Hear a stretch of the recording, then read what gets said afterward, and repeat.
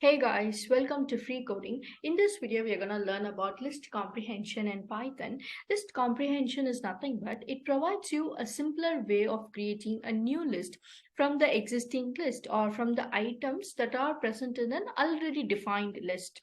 So the reason why do we have to use list comprehension is, first of all, it's time efficient as well as space efficient, and finally it takes up only lesser lines of code. I'll show you how it's going to take only lesser number of lines.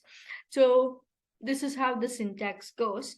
The list name, and here you have your list comprehension, where you will be using a for loop because we're going to create this list from the existing list, right? So I'll have to iterate through that list, the existing list. For that, you need a for loop, and whatever this for loop is going to written has to be printed in the beginning of the list comprehension right before your for loop. And make sure to enclose the entire command by using a square bracket. That's how your interpreter is going to identify that this is a list comprehension or this list name is a list here. So let's first of all see how to create a new list from an existing list without using a list comprehension.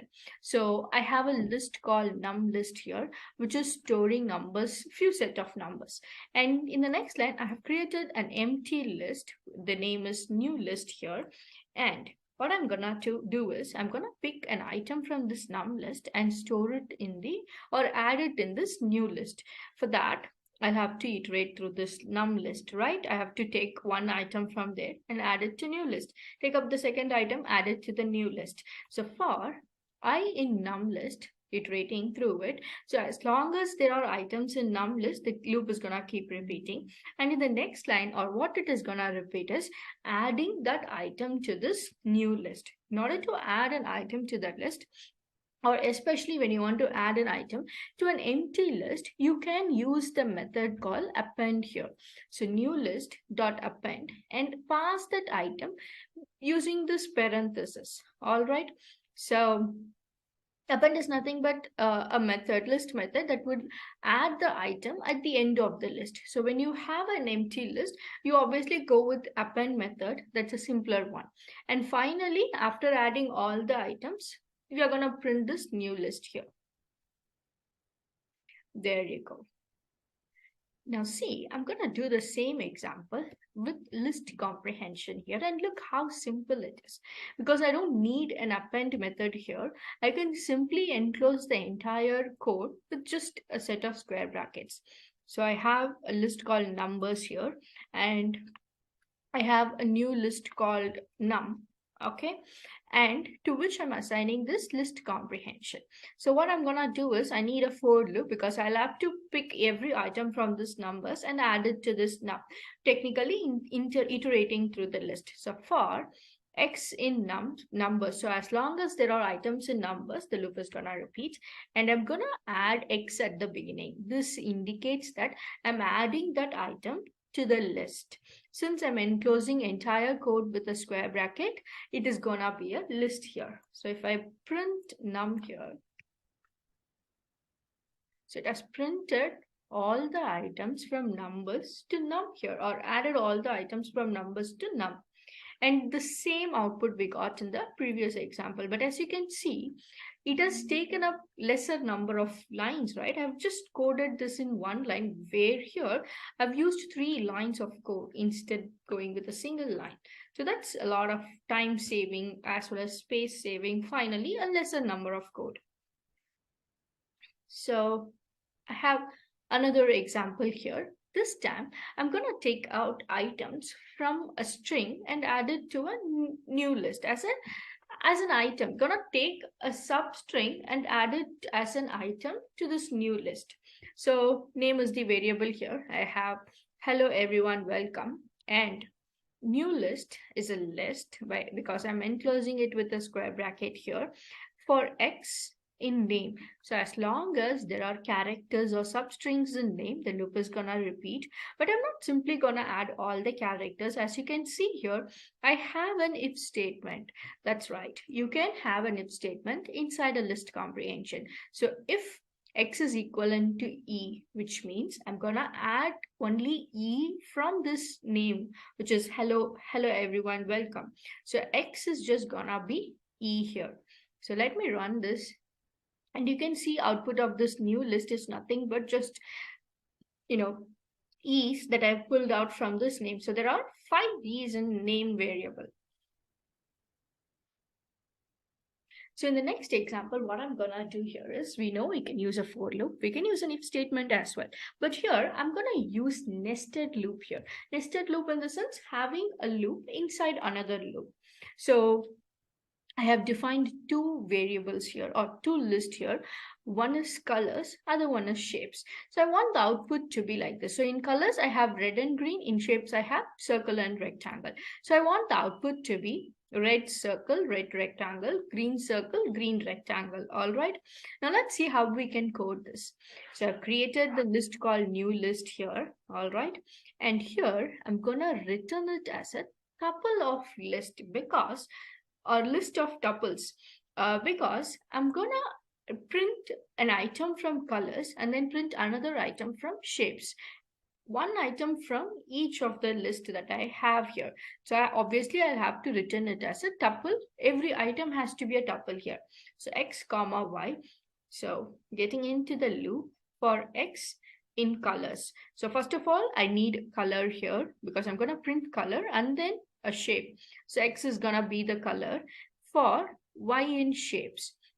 And since I've enclosed it by a set of parentheses, it's going to be considered a red as a tuple here. So how this gonna go is, for x in color, so x is gonna carry red, that's the first item here. And for y in shapes, y is gonna carry circle this time, so that would get printed as a red circle or added to the list as red circle. But still your interpreter is gonna go back to for y in shapes, because that's the inside loop here. As long as your inside loop did not exit, your interpreter will never go back to the outside loop. So again, we're going to go back to for y in shapes, because we have one more shape or one more item left there. So this time the shape is going to be rectangle, and x still being red here. So y gonna change to rectangle. So it's gonna add the second item as red rectangle. And now again your interpreter is going to go back to for y in shapes, but there are no more items left in shapes. So it's going to get to the outside loop, which is for x in colors. So this time the second color that we have is green. So now x is going to be green, and again reading y, the next loop, which is for y in shapes. So this time y is going to again carry circle. So it's going to add green circle as the third item. And then again go back to for y in shapes. Still we have items left, so it's gonna be rectangle this time. And again x being green and y is become rectangle this time. So it's gonna add that as the fourth item. Again go back to for y in shapes. There are no more items left, so your interpreter gonna go back to for x in colors. And this time I don't have any other color left, right? There is no other color after the fourth item, after green. So this is when the interpreter is gonna exit from this line and gonna print the entire list in the final line. So there you go. It has printed list of tuples here. Each and every item is a tuple here. In the next set of examples, we're going to figure out how to use an if statement. We already came across one example here. So let's go ahead and understand more about using an if statement within a list comprehension. So here I have created a list called num list, to which I've assigned numbers from 1 to 10. And in the next line, I'm going to create a list called even, all right, where I'm going to store only the even numbers from this num list. So for that, you'll have to write the for loop, and followed by that for loop, I have to write the if command. So for x in num list, because what I'm gonna do is I'm gonna take an item from the num list and gonna check whether it is an even number or not. So I'm gonna perform this action for all the items in this num list at least once. So you have to iterate through it by using a for loop.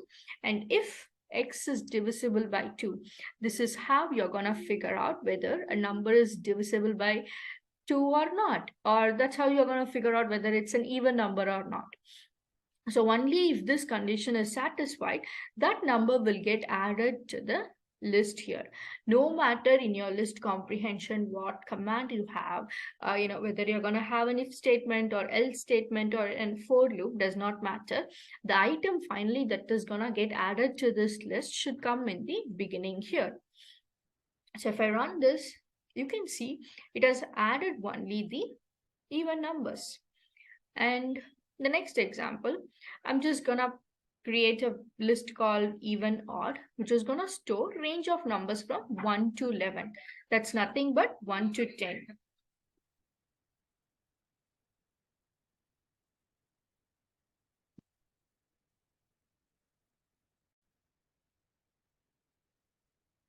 In the next example, what I'm gonna do is, instead of printing the numbers, I'm gonna print whether it's an even or odd. All right. So this time, what I have done is I need both if statement as well as an else part, because if it is odd, it is gonna print odd, or if it's not odd, obviously it's gonna print even. So for that, how I have written here is it's changed a little bit here, because whatever it's going to get added to the list, I want that to be in the beginning. So this time I've written if else in the center. So if x is divisible by 2, then print even or add even to the list, else add odd to the list. And for what I'm going to add is for x being numbers from 1 to 10. So for x in range 1 through 11, but 11 is the upper bound here. Your interpreter will never include the upper bound. It would go up till only 10. So it's going to print odd for all the odd numbers and even for all the even numbers. In the next example, what I'm going to do is I'm going to return list of tuples here. How in the sense? So if one is odd, so I'm going to print odd and then the number. So if 2 is even, so it's going to print even and then the number. So it's going to just club the terms even and odd along with the numbers here. It's quite the same here, but this time it's going to be a tuple. So I have a if else statement in the center. So if x is divisible by 2, if x divided by 2 is equivalent to 0, then it's going to be an even number, comma x. So since I'm printing two things here, I'll have to return it as a tuple here. One way of doing this. And in the next example, or in the next line, if it's not an even number, it's going to print it as an odd along with the number. And for what it's going to print is all the numbers from 1 through 10 here. So for x in range 1 through 10. So as you can see from these two examples, if you have an if-else statement, your for loop goes at the end. And if else goes in the center, if condition satisfies, whatever is on the right will get executed. If becomes false, whatever is on the whatever on the right side of the else will get executed. And if condition is true, it's going to execute whatever is on the left side of the if statement.